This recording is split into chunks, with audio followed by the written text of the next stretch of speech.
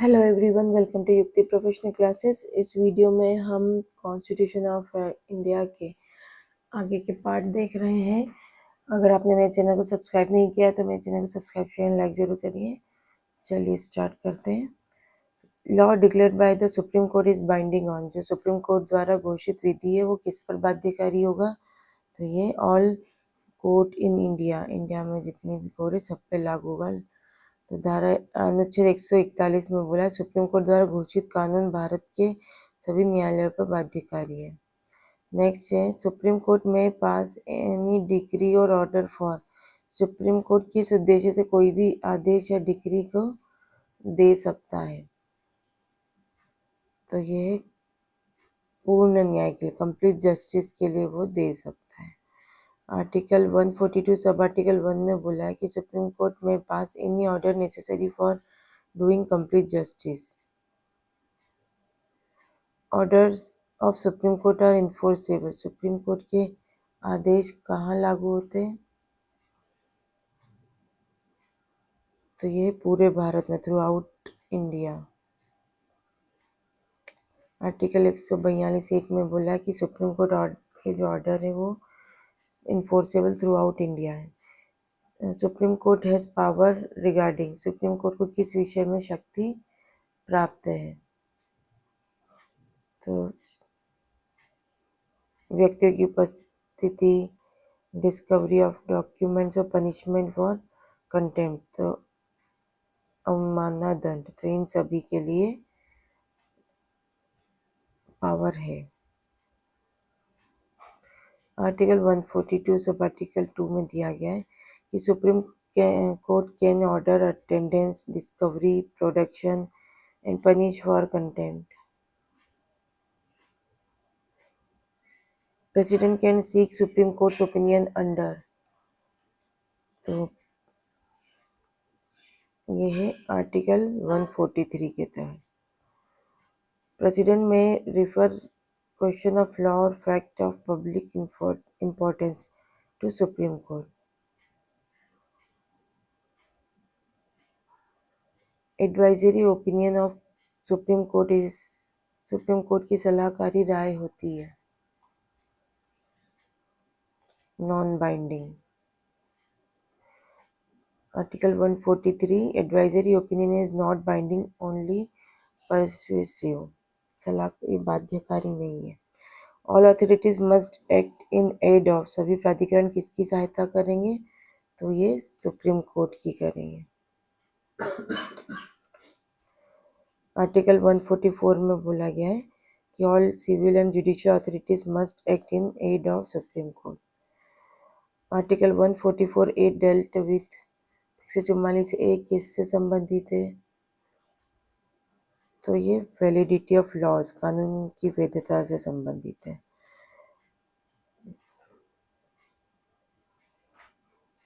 लेकिन ये 43 constitutional amendment से इसको ओमिट कर दिया गया है।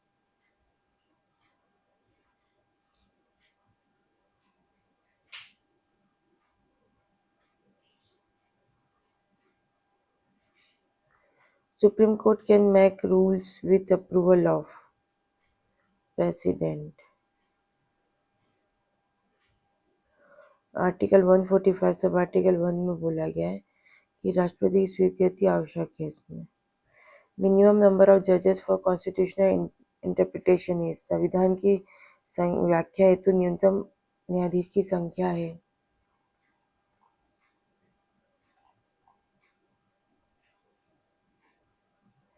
तो ये है 5। मिनिमम 5 जजेस कॉन्स्टिट्यूशनल बेंच में होना चाहिए। ये आर्टिकल 145 सब आर्टिकल 3 में दिया है।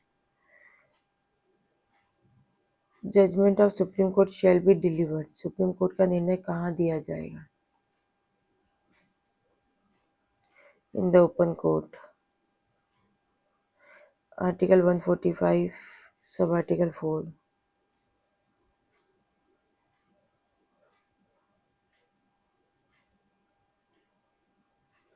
डिसेंडिंग जजेस इज, विपक्षी निर्णय होता है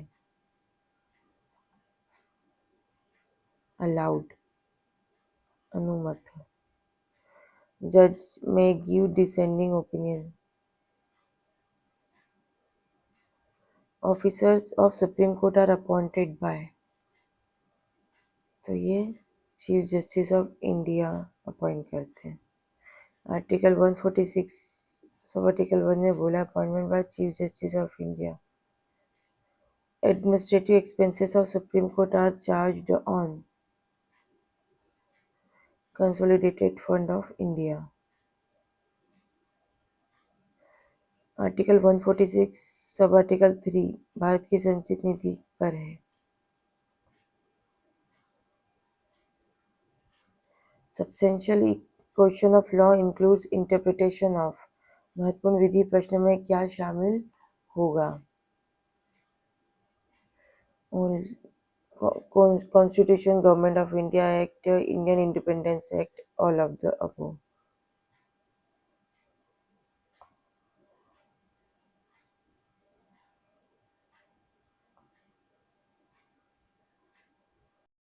तो आर्टिकल 141 में दिया है सर्वोच्च न्यायालय द्वारा घोषित विधि भारत के क्षेत्र के भीतर सभी न्यायालयों पर बाध्यकारी होगी. आर्टिकल 142 में बोला गया है enforcement of degree and order of Supreme court. सर्वोच्च न्यायालय के किसी भी लंबित वाद या विषय में पूर्ण न्याय करने हेतु आवश्यक कोई भी डिग्री या आदेश पारित कर सकता है और ऐसे आदेश पूरे भारत में प्रवर्तनीय होगा. इसका सब आर्टिकल 2 में बोला संसद द्वारा बनाई गई विधि के अधीन सर्वोच्च न्यायालय को किसी व्यक्ति की उपस्थिति सुनिश्चित करने, दस्तावेजों की खोज तथा अपने अवमानना के लिए दंड देने की शक्ति होगी. Article 143 power of president to consult Supreme court.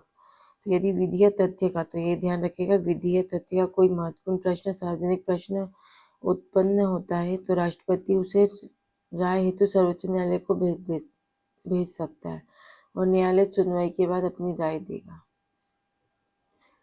Sub article 2 में बोला गया राष्ट्रपति अनुच्छेद 131 के उपबंध में उल्लेखित विवाद को राय हेतु सर्वोच्च न्यायालय को भेज सकता है.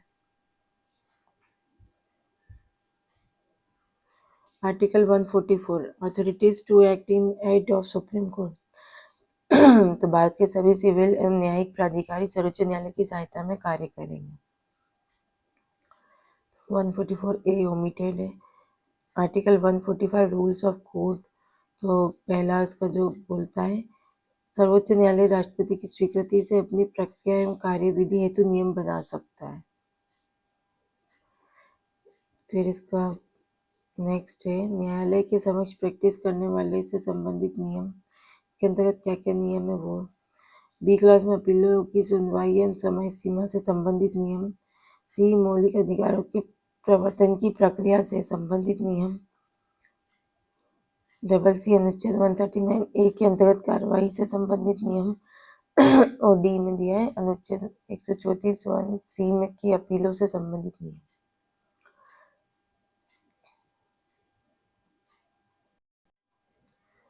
अब 145 सब आर्टिकल 2 में बोला गया है नियम न्यूनतम न्यायाधीशों की संख्या एकल पीठ की शक्तियों पर तय कर सकते हैं. इसका थर्ड क्लॉज बोलता है कि संविधान की व्याख्या अनुच्छेद 143 के संदर्भ हेतु न्यायालय न्यूनतम 5 न्यायाधीश आवश्यक है. इसका फोर्थ क्लॉज बोलता है निर्णय व राय खुले न्यायालय में दी जाएगी. फिफ्थ क्लॉज में निर्णय बहुमत से होगा. असहमति निर्णय की भी अनुमति है. तो है officer and servant of Supreme Court. तो नियुक्ति मुख्य न्यायाधीश या अधिकृत व्यक्ति द्वारा होगी और राष्ट्रपति यूपीएससी से परामर्श अनिवार्य कर सकता है. इसका 146 सब आर्टिकल 2 में दिया सेवा शर्तें सीजीआई द्वारा नियमों से निर्धारित होगी. वेतन हेतु राष्ट्रपति की स्वीकृति आवश्यक है. और सब आर्टिकल 3 इसका बोलता है कि वह भारत की संचित निधि पर आधारित होगा. आर्टिकल 147 जो इंटरप्रिटेशन है संविधान की व्याख्या में भारत शासन अधिनियम 1935 एवं भारतीय स्वतंत्रता अधिनियम 1947 की व्याख्या भी सम्मिलित मानी जाएगी. नेक्स्ट है controller and auditor general of India की नियुक्ति किसके द्वारा की जाती है. तो ये प्रेसिडेंट ऑफ इंडिया के द्वारा की जाती है.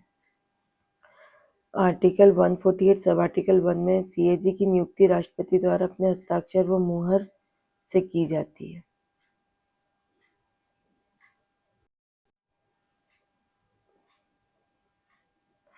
कंट्रोलर सीएजी जो है उसको पद से हटाने की प्रक्रिया किसके समान है? तो सुप्रीम कोर्ट जज के समान है। फिर यहाँ पे सीएजी पद ग्रहण करने से पहले शपथ किसके समक्ष लेता है? तो ये प्रेसिडेंट और पर्सन अपॉइंटेड बाय हिम ना। तो आर्टिकल ये 148 सब आर्टिकल 2 में दिया है। सीएजी का वेतन और सेवा शर्तें कौन निर्धारित करता है? तो ये पार्लियामेंट करती है।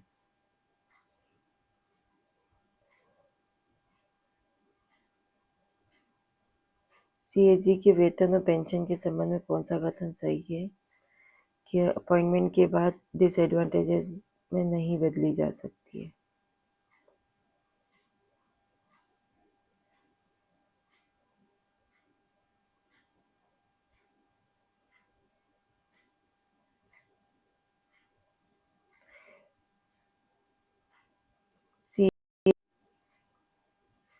सीएजी पद छोड़ने के बाद क्या कर सकता है? तो ये कुछ भी नहीं हो सकता है, गवर्नर नहीं बन सकता है, मतलब नन ऑफ द अबव है ये कुछ।